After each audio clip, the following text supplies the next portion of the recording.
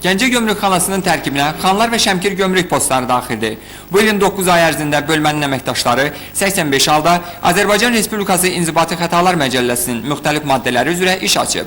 Bundan başqa narkobizneslə mübarizə sahəsində bir sıra negativ hallar aşkarlanıb. Keçən il misal üçün bu sahədə görülmüş işlər nəticəsində Samux rayon ərazisində 2 ton yarıma yaxın çətinək yolu, yabanı halda bitmiş çətinək yolu məhv edilmişdir. Bu ildə bu işlər planlaşdırılır, yəni nəzərdə tutulubdur. Hal-hazırda Daxili İşlər Nazirliyi Narkotiklərlə Mübarizə İdarəsinin, Baş İdarəsinin qərb bölgəsi üzrə yerli orqanlarla tədbirgə tədbirlər planı bağlamışdır. Yəni bu sahədə də işlər görülür.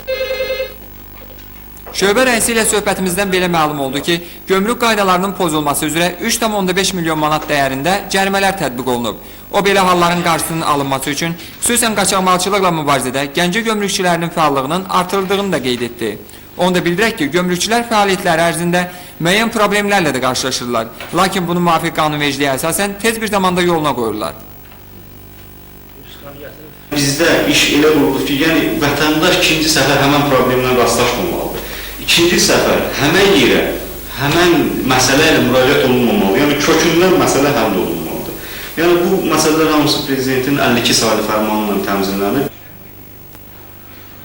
Əldə etdiyimiz məlumata görə Azərbaycan Respublikası Dövlət Gömrük Komitəsinin 5 yanvar 2002-ci il tarixli 002 saylı əmrinə əsasən Gəncə Gömrükxanasının şəxsi heyəti üçün xarici dil kursları təşkil olunub.